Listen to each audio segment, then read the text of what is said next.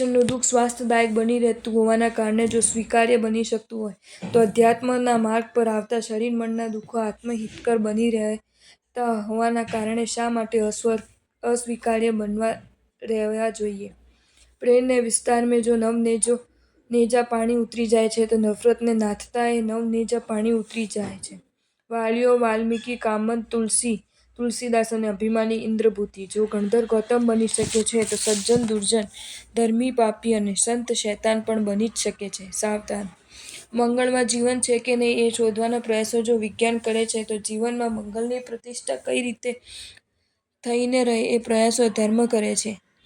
ટટ્ટાર રહેતી 5 આંગળીઓનો આધાર જો પંજો બની રહે છે તો નમી જતી અને વળી જતી 5 આંગળીઓની તાકાત મુઠ્ઠી બની જાય છે।